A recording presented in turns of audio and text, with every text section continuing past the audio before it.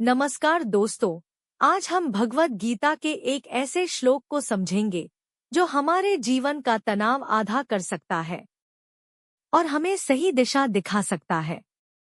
भगवान श्री कृष्ण अर्जुन से कहते हैं, कर्मण्येवाधिकारस्ते मा फलेषु कदाचन मां कर्मफलहेतुर्भूर्मा ते संगोस्त्वकर्मणि। इस श्लोक का अर्थ है, मनुष्य को केवल कर्म करने का अधिकार है, फल की चिंता नहीं करनी चाहिए और न ही फल के लालच में कर्म करना चाहिए।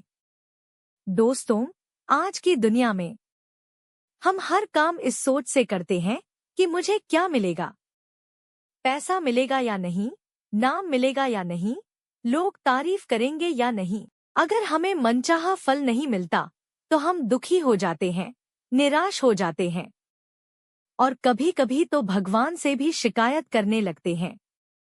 पर श्री कृष्ण हमें सिखाते हैं, तुम्हारा काम है कर्म करना, फल देना मेरा काम है। इसे एक छोटे उदाहरण से समझते हैं। एक किसान खेत में बीज बोता है। वह रोज पानी देता है, खाद डालता है, मेहनत करता है। लेकिन अगर वह रोज यह सोचने लगे कि फसल आज ही क्यों नहीं उगी, तो क्या होगा? वह निराश हो जाएगा। पर समझदार किसान जानता है कि बीज को समय चाहिए। उसी तरह हमारे कर्म भी बीज की तरह होते हैं। आज जो मेहनत हम कर रहे हैं उसका फल तुरंत न भी मिले, पर वह जरूर मिलेगा। समस्या तब होती है जब हम फल के पीछे भागते हैं और कर्म से भागने लगते हैं।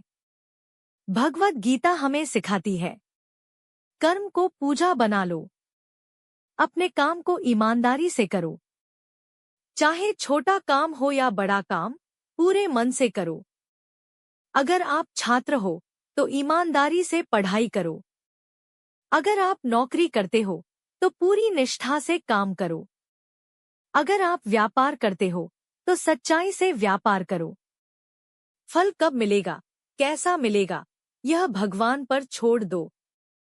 क्योंकि जब हम फल की चिंता छोड़ देते हैं तो मन शांत हो जाता है और शांत मन से किया गया कर्म हमेशा बेहतर होता है।